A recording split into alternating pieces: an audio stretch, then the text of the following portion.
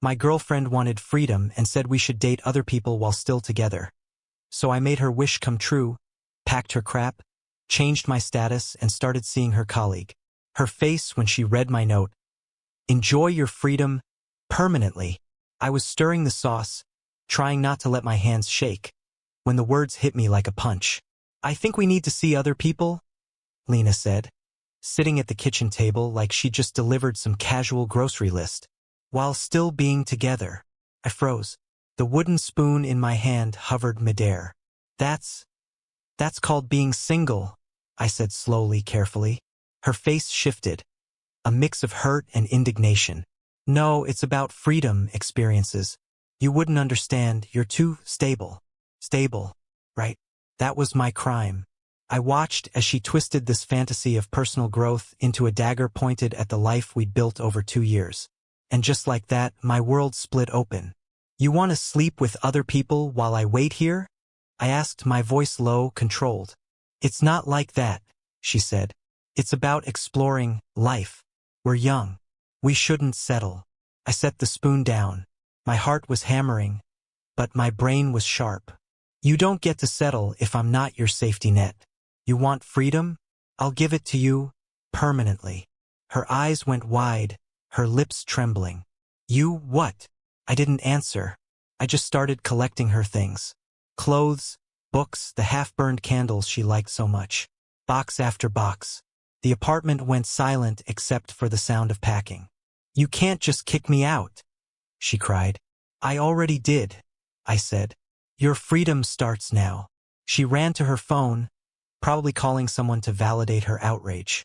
I ignored it and went back to dinner for one. Then I saw it. The texts that had been piling up for months, unnoticed because I had someone else in my life too. Chloe, her colleague. She'd been sending me messages. Subtle but unmistakable. Friendly, careful, interested. I finally replied. By the time Lena stormed into the bedroom to grab her overnight bag, everything was already boxed on the porch. I slipped her a note. Enjoy your freedom permanently. She froze, then screamed, then cried. And I realized something chilling. She hadn't wanted freedom at all. She wanted to see if she could get more while keeping me tethered. A backup plan. The next day, her freedom date was happening. But I had plans too. And Chloe? She was waiting. By the time Lena came home, she wasn't expecting what she found. I keep replaying the day we met. Lena and I clicked instantly, like two puzzle pieces that had somehow survived being dumped in the wrong box. It was Seattle, rainy, gray, the kind of weather that makes people huddle close without realizing it. We laughed too much, stayed too late, and somehow I thought I'd found someone I could build a life with. For the first year, it was effortless. Coffee dates, random weekend trips, evenings binge-watching old sitcoms. I thought we were synchronized. Then little things started slipping, her constant need for attention, the way she'd flirt with men at parties in front of me, just to see my reaction. At first, I brushed it off, thinking it was insecurity on my part. Maybe it was. 2 years in, I'd moved her into my one-bedroom apartment in Capitol Hill. She loved it. The view of the water, the tiny balcony, the way the sun hit the living room in the afternoon. I thought she loved it too. I thought she loved me. Meanwhile, Chloe had been around longer than Lena realized. She worked in the marketing department, always popping into my workspace by accident. Her texts started months before the breakup. Casual, smart, funny. Nothing that crossed lines. At least not while Lena and I were together. I'd ignored them at first because Lena existed. But once Lena's sudden talk of freedom hit, I noticed Chloe in a different light. I realized something important. Lena's need for freedom wasn't a phase. It wasn't some noble quest for self-discovery. It was a test. One she planned for months, subtly preparing herself to see if she could pull me along while she sampled other options. And the worst part? I almost let her. I spent that night after her announcement sitting on the couch, staring at the rain on my window, thinking about everything we'd shared. 2 years of trust, inside jokes, plans for trips we'd never take, hopes for a future that didn't exist anymore. And for what? A girl testing her limits while standing in my living room like she owned the place. It hurt, but clarity came with that hurt. She wanted freedom and I was about to give it to her, but not the way she imagined. I wouldn't be waiting. I wouldn't be begging. I would move on, and in doing so, I would turn the tables in a way she never saw coming. Because freedom without consequences is a luxury she never deserved. And the next day, when she walked out for that first freedom date, she wouldn't realize that her entire plan had already backfired. The morning after Lena's freedom declaration, the apartment felt hollow, like someone had drained the air out of it. I moved methodically, packing her things into boxes while my mind ran 100 steps ahead. Clothes, books, candles, that ridiculous collection of scented oils she never used. Everything went into neat piles by the door. By noon, the porch looked like a small moving sail. And still, I hadn't looked at my phone. When I finally did, Chloe's name lit up the screen. "Hey, that coffee offer still open this weekend?" She texted. I smirked, fingers typing back. "Absolutely. Saturday work?" The thrill of it hit me instantly. Not because I was ready to get back at Lena, but because it felt like breathing after drowning. Chloe wasn't a replacement. She was a reminder that the world hadn't ended just because one relationship did. Later that day, Lena called. Her voice was tight, panicked. "Can we talk before I come over?" she asked. "Nothing to talk about. Your stuff's on the porch," I replied. By 6, she showed up with her friend Mara. Lena froze at the sight of the boxes. Mara started yelling immediately. "Are you serious? This is insane." I stayed calm, cool, collected, the exact opposite of the chaos swirling around us. "You wanted freedom," I said quietly. "Enjoy it." Lena's face twisted in disbelief and anger. I don't understand. I wanted to explore. Not this." I stepped aside as her friend began loading the boxes into her car. Lena stood there, silent, tears streaking her face. "Not this," she repeated almost to herself. And that's when the first real twist hit her. I wasn't waiting around. I didn't just give her freedom. I grabbed it for myself. I had already planned dinner with Chloe that night, something Lena hadn't anticipated. Her lips parted, eyes wide, as the realization sank in. "You're seeing someone already?" she whispered, voice breaking. "Yes." The porch went silent except for the soft shuffle of boxes being loaded. Lena's world, which she'd thought she controlled, was unraveling in real time. She hadn't expected consequences. She hadn't expected me to play by a different set of rules. She thought freedom meant she could manipulate and test me without repercussions. By the time she and Mara left, I sat on the porch with a glass of wine, watching the sunset over the city. A strange calm had settled over me. I wasn't angry anymore. I wasn't hurting. I was already 2 steps ahead, planning, waiting, knowing the next moves she couldn't predict. Lena's game was over. She just didn't know it yet. A week after the porch showdown, Lena's freedom date came and went. I didn't care at first, her night, her disaster, but word got around. Friends and co-workers started whispering. That's when the first twist hit me.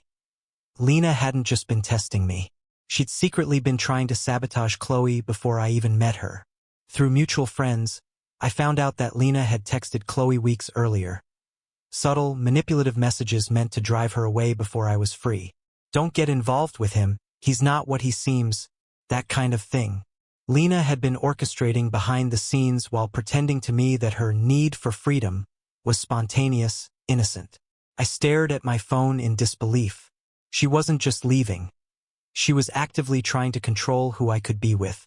It wasn't fear of losing me, it was obsession. She wanted me to remain trapped, waiting for her, while she played at independence. The realization stung, but it also ignited something sharp inside me. Rage mixed with clarity. And then came the confirmation. Lena's freedom date had gone terribly wrong. The guy she met spent the entire evening bragging about his crypto portfolio, his podcast, his obsession with TikTok followers. She'd left after an hour, humiliated, and then, of course, found out I had already gone on that coffee date with Chloe. I realized Lena's whole persona of wanting freedom was a lie. She wanted me to feel desperate, to see me scramble for her approval, to make me jealous while keeping herself safe. She wasn't exploring life. She was manipulating it. By the time I walked into Chloe's apartment that Saturday evening, carrying a bottle of wine, I felt untouchable. Lena had set up the board, and I was moving my pieces freely.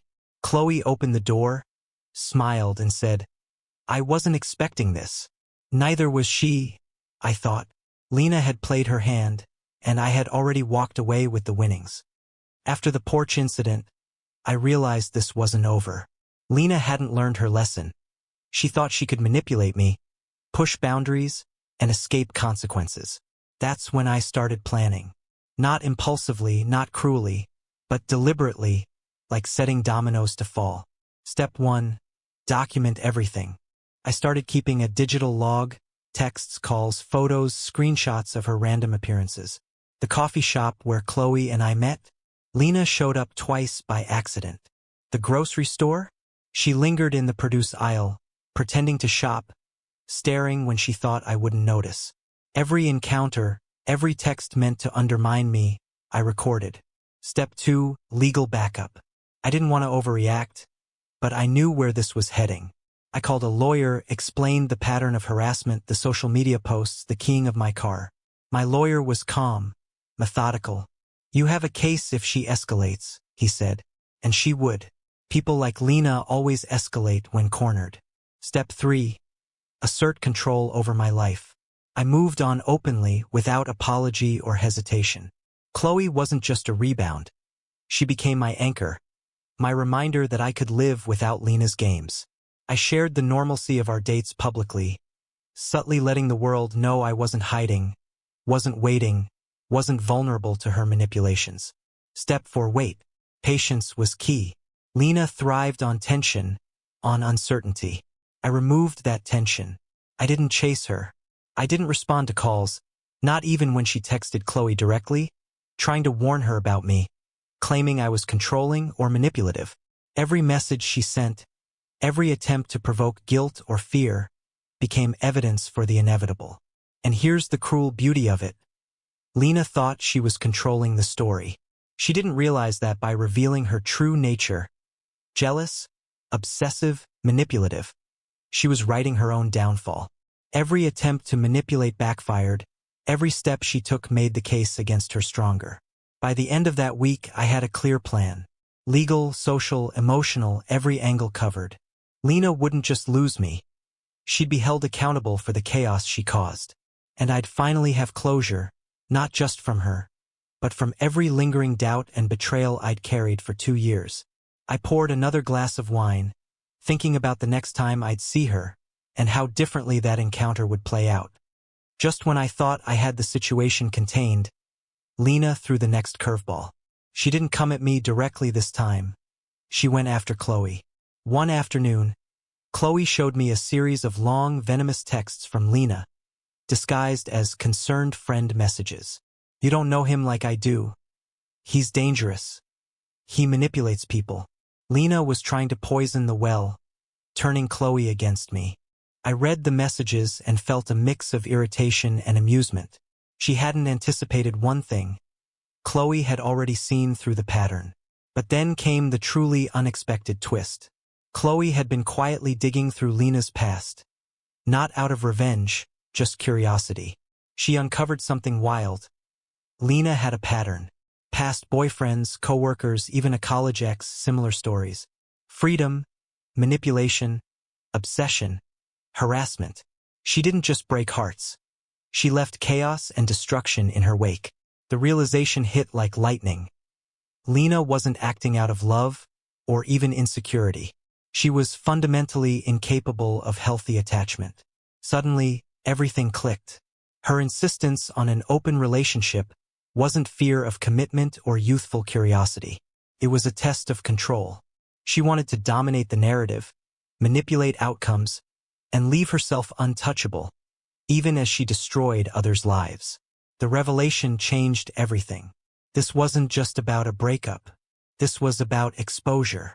If I documented, if I preserved, if I played it smart, Lena wouldn't just lose me. She could be publicly revealed as the toxic, manipulative person she really was. I felt a cold satisfaction, the kind that comes with seeing a plan take shape without haste. She had underestimated me at every turn. Every lie, every manipulation, every desperate attempt to maintain control. It was all there in black and white, waiting for the right moment. And that moment, it was coming. I never understood Lena's obsession until I dug deep, piecing together her behavior over the past 2 years. The truth hit me harder than any slap, harder than any betrayal. She didn't want freedom, or love, or growth. She wanted control. Pure, cold control. Every "I need space" talk, every flirtation, every accusation of me being controlling was a calculated move. She needed to prove, not to me but to herself, that she could orchestrate people like chess pieces. Make them dance to her whims, make them scramble for her approval, make them feel powerless while she walked free. And there was a reason. Lena's family had a history of manipulation baked into their household.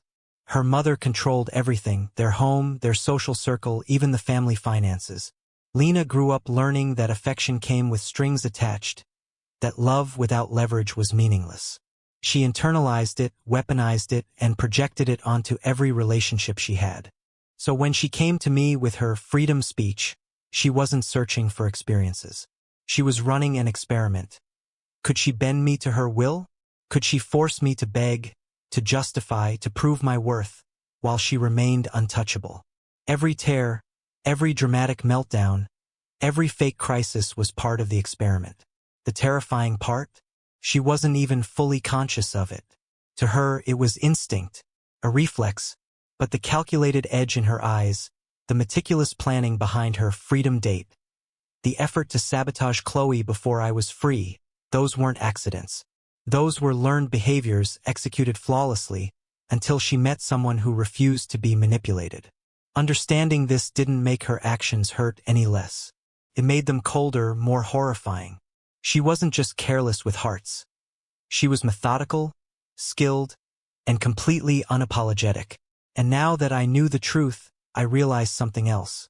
Her freedom wasn't freedom at all. It was a cage, a performance, a tool to control me. That's why giving it to her permanently was the only way to protect myself. No negotiation, no compromise, no mercy, because she wouldn't stop until I let her control me, or until I exposed her for exactly what she was. The day came quietly, almost mundane. Lena showed up at my building again, expecting confrontation, tears, manipulation. Instead, she met calm, calculated resistance. I didn't answer her knocks. I didn't argue.